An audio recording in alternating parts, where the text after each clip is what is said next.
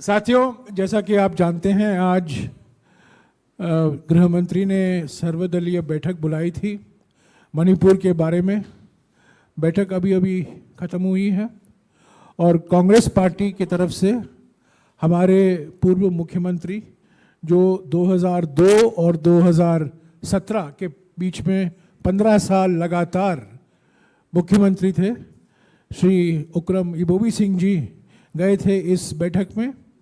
वो आपसे अभी बातचीत करेंगे, उन्होंने क्या कहा और बैठक में क्या क्या मुद्दे उठाए, और उसके बाद में मैं 7 या 8 बिंदुओं गिनाऊंगा जो कांग्रेस पार्टी की तरफ से हमारा स्टैंड है कि इस सर्वदलीय बैठक के बुलाने के संदर्भ में जो हमने बातें उठाई हैं मणिपुर के बारे में, मैं वो उसको पढ़ूंगा। पहले इबोबी सिंह जी आपको संबोधित करेंगे। Home Ministry has organized one meeting about Manipur. You know, this meeting is a national level, national all-party meeting. So AICC nominated me. I was attended there. Just immediate after that meeting is over, I came here for meeting Jairamji and my colleagues, other press friends. This is most unfortunate on my part. They are not giving the time which I know I cannot take much time. Even then, just around it may be 7-8 minutes maximum. More than that, they are not giving. What I started, thank you, Honorable Home Minister Amit Shah ji. You have organized this all national level political party meeting after a gap of this 50 days. We hope that this type of meeting will be appropriate if the Honorable Prime Minister is here this type of meeting. I don't know whether they does not like to. And also then next I said that we thought that Manipur, though it is a small, tiny state, but we hope that it's strategically bordering an international border of Myanmar with India. We thought that we are protecting our boundary.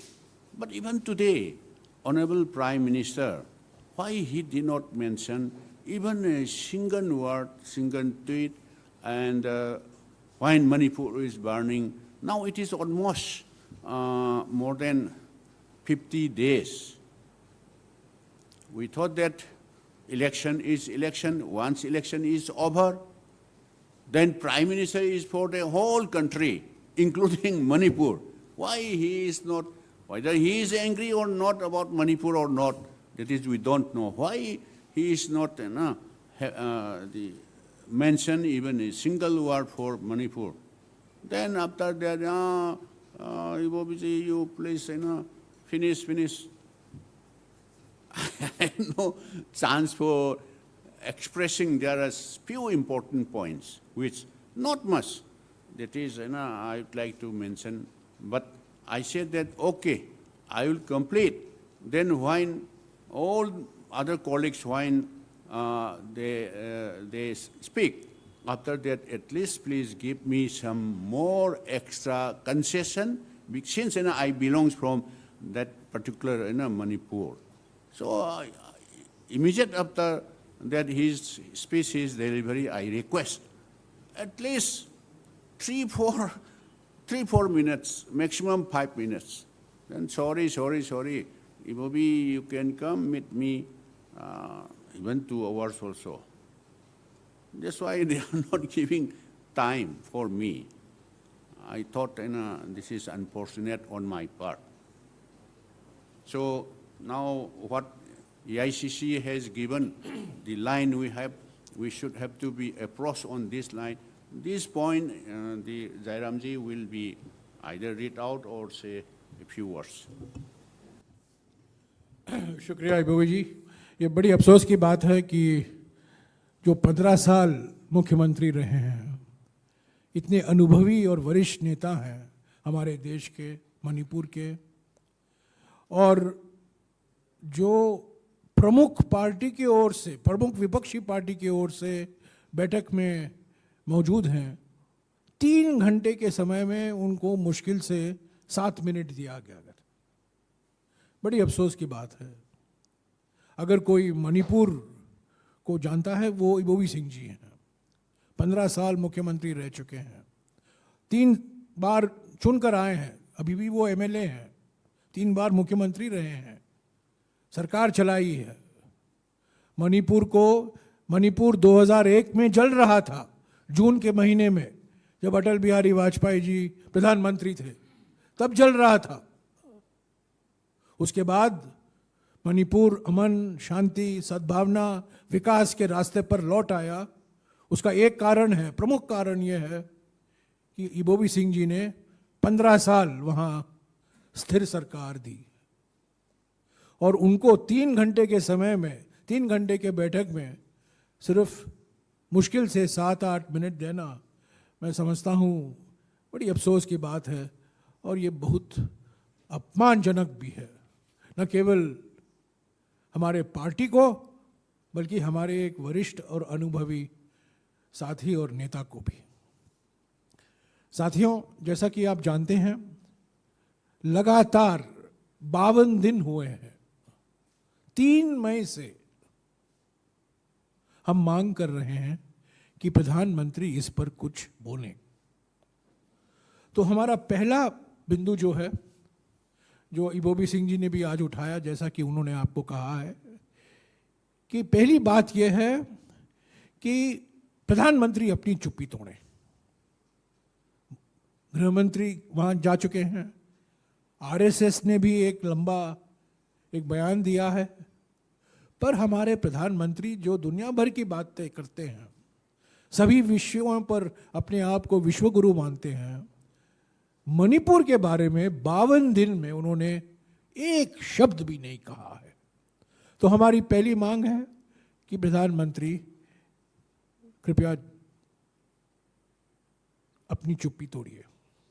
दूसरी बात यह है कि ये सर्वदलीय बैठक जो है, बेहतर होता कि ये इम्फाल में होता, एक मैसेज जाता, एक संदेशा जाता, एक संकेत देता कि जो मणिपुर की पीड़ा है वो देश की पीड़ा है, मणिपुर की जो दर्द है वो देश की दर्द है। पर यह बैठक दिल्ली में हुई, पर यह बेहतर होता कि ये बैठक इम्फाल में होता। अभी भी हम उम्मीद करते हैं कि कभी ना कभी राष्ट्रीय दलों की बैठक इम्फाल में भी आयोजन किया जाएगा। तीसरी बात, बहुत महत्वपूर्ण बात है, अलग अलग ग्रुप हैं वहाँ, मिलिटेंट ग्रुप, उनके पास हथियार हैं। कहाँ से हथियार आया है? लूटे हैं हथियार, उनको हथियार दिया भी जा रहा है कहाँ कहीं से। तो हमारी तीसरी मांग है कि ये सारे मिलिटेंट ग्रुप, बिना कोई भेदभाव के, सारे मिलिटेंट ग्रुप के पास जो हथियार है वो उनसे छीनना चाहिए। सारे के सारे आर्म्ड मिलिटेंट ग्रुप के पास जो हथियार है उनसे लेना चाहिए, डिसआर्म करना चाहिए, और ये तत्काल होना चाहिए। चौथा मांग हमारा है, सीधा मांग है, जब तक ये मुख्यमंत्री बीरेन्द्र सिंह मुख्यमंत्री रहेंगे तब तक मणिपुर में कोई परिवर्तन की संभावना नहीं है। मणिपुर में कोई शांति, कोई सद्भावना का जो रास्ता है, जो कदम हमें लेने हैं, इस मुख्यमंत्री के कार्यकाल में नहीं हो सकता। तो चौथा मांग है कि मुख्यमंत्री का इस्तीफा फौरन प्रधानमंत्री लें। हम ये क्यों कह रहे हैं? क्योंकि मुख्यमंत्री ने खुद स्वीकारा है, उन्होंने खुद कहा है कि मैं इस स्थिति को संभाल नहीं पाया, इंसा बड़ा है, गंभीर स्थिति है और मैं कुछ नहीं कर पाया, और उन्होंने जनता से माफी मांगी। ऐसे हालात में बीरेन सिंह जी का मुख्यमंत्री रहना नामुमकिन है। उन्होंने माफी मांगी है मणिपुर के लोगों से, और 11 मार्च 2023 को 11 मार्च 2023 को जो कई सालों से, 15 सालों से, मेरे ख्याल में 14-15 सालों से सू, जिसका नाम है सू, सस्पेंशन ऑफ ऑपरेशंस, ये केंद्र सरकार, राज्य सरकार और मिलिटेंट ग्रुप तीनों के बीच में एक समझौता है, उसको SOO कहते हैं, सस्पेंशन ऑफ ऑपरेशन। कुछ शर्त है उस पर, उस शर्त मानने के बाद ही यह समझौता पर तीनों पक्ष, केंद्र सरकार, राज्य सरकार और वो मिलिटेंट ग्रुप, उस पर हस्ताक्षर करते हैं। 11 मार्च 2023 को मनमानी मुख्यमंत्री ने इस समझौते को पालन करने से इन्होंने इनकार कर दिया कि हम इस समझौते को स्वीकारते नहीं, पहचानते नहीं। हालांकि ये समझौता केंद्र सरकार का है, राज्य सरकार का है और ये मिलिटेंट ग्रुप का है, पर उन्होंने अपने आप कह दिया कि यह समझौता लागू नहीं होगा। हालांकि अमित शाह जी की मंत्रालय ने उसका खंडन किया, उन्होंने बयान भी दिया कि ये हमारे लिए ये अस्वीकार, हम इसको स्वीकारते नहीं हैं, पर मुख्यमंत्री ने अपने आप मनमर्जी कह दिया कि यह समझौता हम पहचानते नहीं हैं, हम स्वीकारते नहीं हैं। अरे, जहां हस्ताक्षर केंद्र सरकार का है, वो मिलिटेंट ग्रुप तो छोड़िए, केंद्र सरकार का हस्ताक्षर है, और गृह मंत्रालय कहता है, वरिष्ठ अधिकारी कहते हैं कि राज्य सरकार ने गलत किया।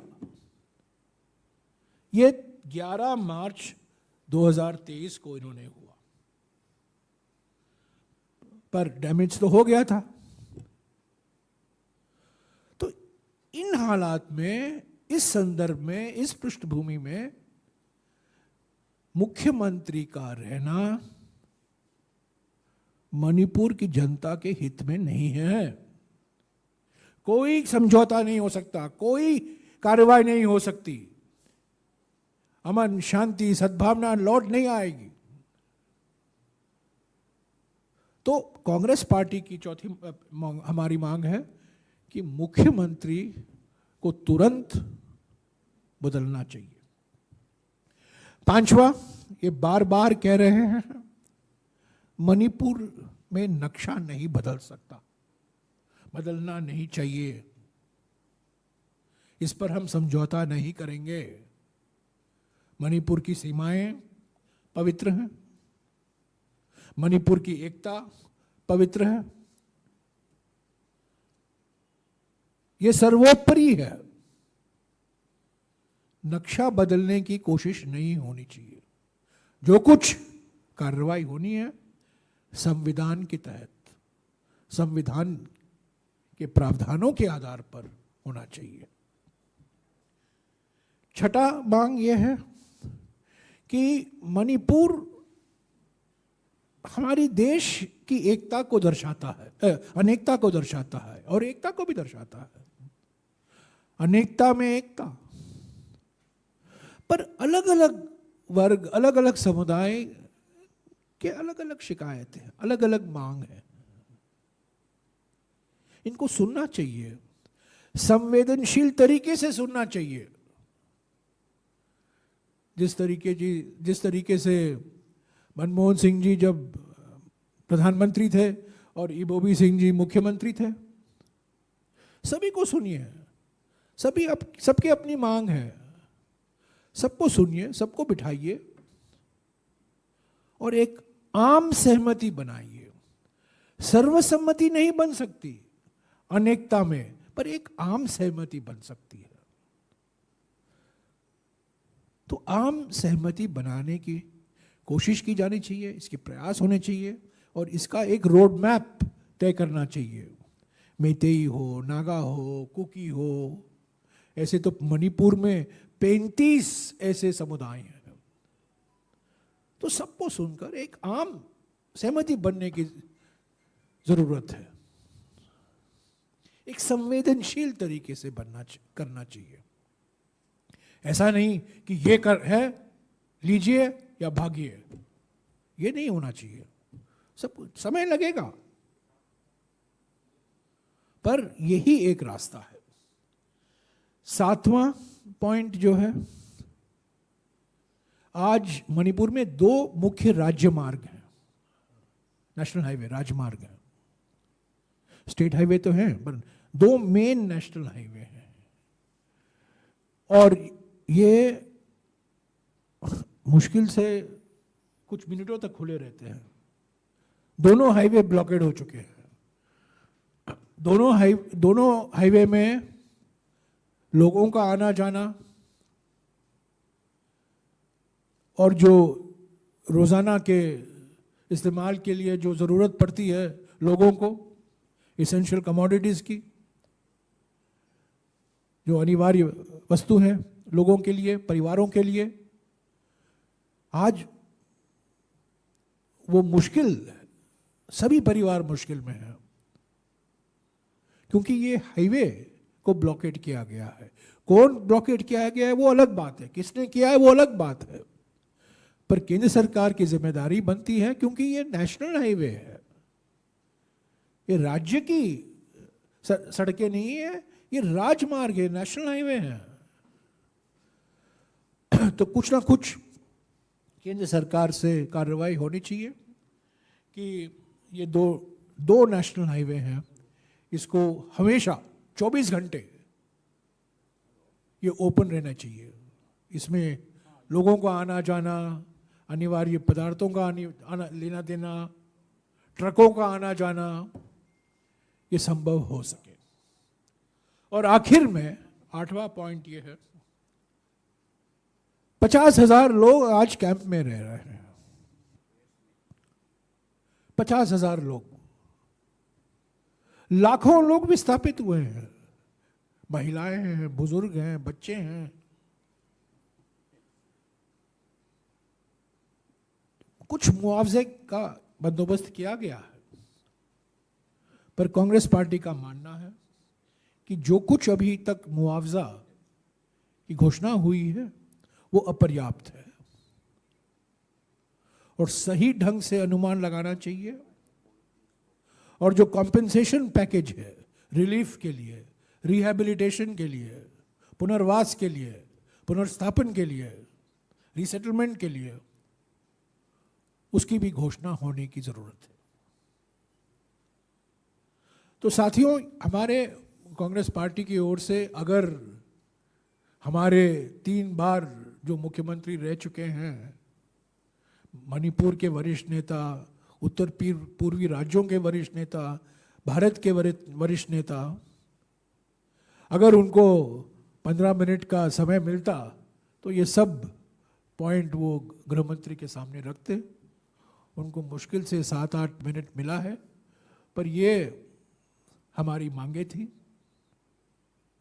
अच्छा है, जैसा कि बोबी सिंह जी ने कहा, पहले ही उन्होंने कहा कि 52 दिनों के बाद शुक्र है कि सर्वदलीय बैठक बुलाई गई है। आपको याद होगा, पहले दिन से मैं खुद मांग कर रहा हूं कि सर्वदलीय प्रतिनिधि मंडल जाना चाहिए मणिपुर को। पहले से मैं मांग कर रहा हूं, 3 या 4 मई से मैं मांग कर रहा हूं। तो अच्छा है, 52 दिनों के बाद ये बैठक हुई है, पर ये छोटी सी एक शुरुआत है। हम उम्मीद रखते हैं कि प्रधानमंत्री जब इजिप्ट से लौटेंगे अपना बहुमूल्य समय मणिपुर पर थोड़ा देने का कष्ट करेंगे और एक गंभीर तरीके से आज जो बैठक हुई है वो एक औपचारिकता थी, वो करना था। हेडलाइन मिल गया, all party meeting called by home minister, headline तो मिल गया, पर ये जो मामला है ये हेडलाइन से सुलझेगा नहीं। मेहनत करने की जरूरत है, लोगों को सुनने की जरूरत है, बड़े दिल की जरूरत है और सरकार सही ढंग से शासन करे जो आज के मुख्यमंत्री देने की स्थिति में नहीं है, उसको पहचानना भी बहुत जरूरी है। शुक्रिया। Ibobi Singh ji, you want to say something more? No. Thank you. कोई सवाल है तो हाँ जी।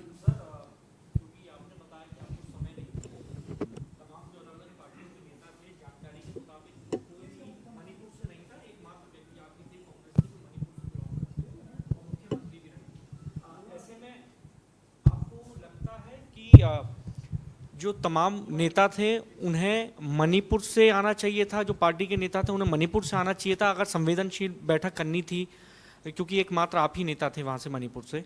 और क्या गृह मंत्री को बाकी सबके मुकाबले आपसे अलग से भी बात करनी चाहिए थी? क्या ऐसा आपको उम्मीद थी? No, या yes, from the other colleagues, Vivek Oberoi, this one, our MP from TMC, what he suggested in consultation with me, all political party, national level, all political party delegation wanted to visit Manipur, see how the situation, how the people, women, particularly women and children, how they are suffering in different relief camp. We wanted to visit, but he didn't reply anything. And some other political party also, they also suggested. And I don't know, I thought, and I repeatedly request him, since I belong from Manipur, what is suffering there? Yes, you people also may know, but I know more. And how to bring normalcy, I started suggestion. This all arm, whether irrespective of militant or let anybody arms, should be disarmed immediately. And also I said that India is fourth largest military power in the world. If central government is determined and committed, you from this day should have to be disarm all whomsoever anybody disarm. Then if they are not followed, the warrant from the Home Ministry, then stringent action should be started. So like this, some of the words may be embarrassed to them. So they may not like to further speak to me from my side. Whatever I say, they may not be happy. It seems like that and what I feel. सही कहा आपने पूछा, और मुझे कहना चाहिए था कि न केवल आज के बैठक में 15 साल तक रहे मुख्यमंत्री थे, पर एकमात्र व्यक्ति थे जो मणिपुर के थे और उनको 7-8 मिनट दिया जाता है। ये इबोबी सिंह जी का अपमान है, कांग्रेस पार्टी का अपमान है और मणिपुर का अपमान है। Sir, I wanted to know, since you wanted 3-4 minutes towards the end, which you were denied. Yeah. So, were you able to put across all your points or not? And what assurance did the Home Minister give to all the representatives of various parties on how to bring about peace? Was there any roadmap that was presented? Those roadmap and a suggestion I started saying, by the time he he may not like to listen what I suggested. I don't know that is for what reason. And when I deliver my speech, number of things, which Amit Shahji you have visited, you also know what is happening in the different relief camp. And also, with all due regard, I don't like to say from my word. Some within the camp, even some women started delivering all these things, some embarrassing word, and I say, a lot of other things also I said that. Before conclusion, some suggestion, as Jayamji already read out here, these are all suggestions. We are not coming here for political gain. We want peace. This is not the time, even I mentioned this is not time for politicalize. We are not coming for any type of credit. Just we want bring normalcy, restoration of normalcy, peace, and we should have to be coexist, something like that. I say that, but I don't know. And at the end, I repeatedly request him, please give me at least some concession for me, since I belong from that particular Manipur state. Give me at least 5 minutes or at least 3 minutes. Then he said that Ibobiji will give you whatever you want, maybe 1 hour, 2 hours, let us meet separately. तो हम तो क्या बोलेगा? Sir,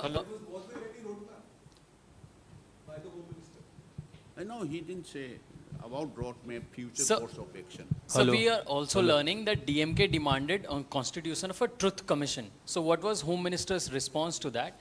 And was there any discussion related to that a meeting with PM could happen in near future? That is also, he didn't mention. He didn't mention that is also. Sir Neeraj news 18 India से आपके 8 point में जो हमें जानकारी दी गई उसमें आपने मांग किया कि मणिपुर के सीएम को रिप्लेस किया जाए। एक या कुछ एक दल ने यह भी मांग किया कि मणिपुर में राष्ट्रपति शासन लगाया जाए। क्या कांग्रेस इसकी पक्षधर नहीं है? मैंने कहा है, मेरे शब्द सुनिए, ठीक तरीके से सुनिए। मैंने कहा है कि हम चाहते हैं कि तुरंत मुख्यमंत्री बदला जाए, उनका इस्तीफा लिया जाए। उसके ऊपर हम कुछ नहीं कह रहे हैं। जो मुख्यमंत्री हैं, अगर बीरेन्द्र सिंह जी मुख्यमंत्री रहेंगे तो मणिपुर में कोई संभावना नहीं है अगले बढ़ने की। जो हमने कहा है बिल्कुल साफ है, उसमें तोड़ मरोड़ कर आप इसको अलग अलग अर्थ मत ढूंढेगा। मुख्यमंत्री का इस्तीफा तुरंत हम मांग रहे हैं, बस।